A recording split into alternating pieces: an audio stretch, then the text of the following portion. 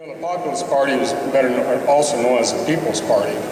And 125 years ago, they controlled both houses and the governorship. And I'll bet you they had this place just as full and just as rocking back then. And so the Populist Party is still alive and well.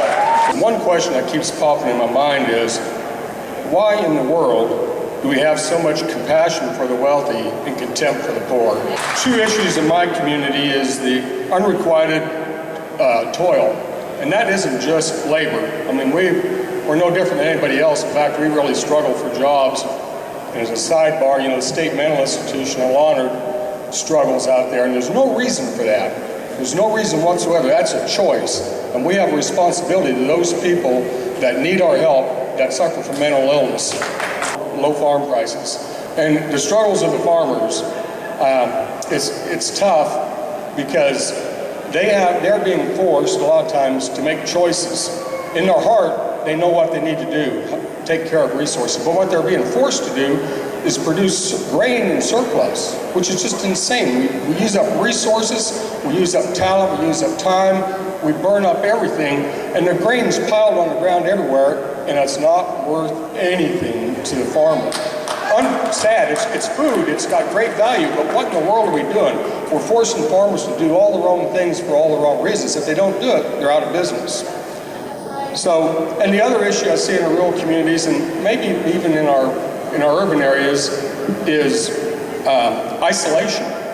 We don't think about that. 125 years ago, we heard about that on the prairies, but I contend today that if we aren't careful, we just keep drifting apart and isolating ourselves. And what we need to do is just keep pulling in tighter and tighter and getting together.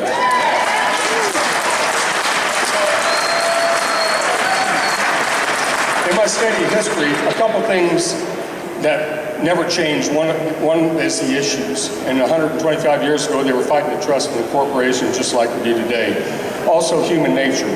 People just don't change. The thing that does change is the calendar. And the other thing is people's resolve to do something about it. And that goes up and it goes down. And I see it coming back up. Corporations, were first set up to serve the economy. But what they've turned out, they flipped it around, and now they're the master, and we're the servants, and that's not right. The populist platform had two really strong things. You think about the farmers with pitchforks, but really it was about voting and it was about education, because they knew if you didn't vote, you had a real problem, and they knew if you weren't educated, you had a bigger problem. And why should any student anywhere in the state of Kansas be considered okay to have a lesser education than another part of the state?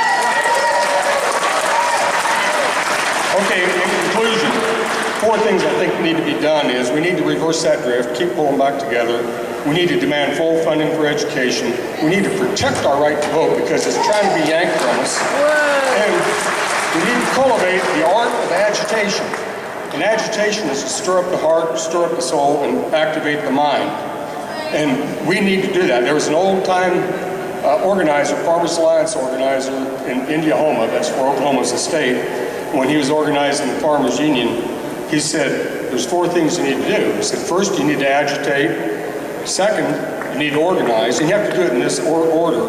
Then you can educate and ultimately cooperate. That's how we recreate communities. So, let the words be: agitate, organize, educate, and cooperate. Thank you.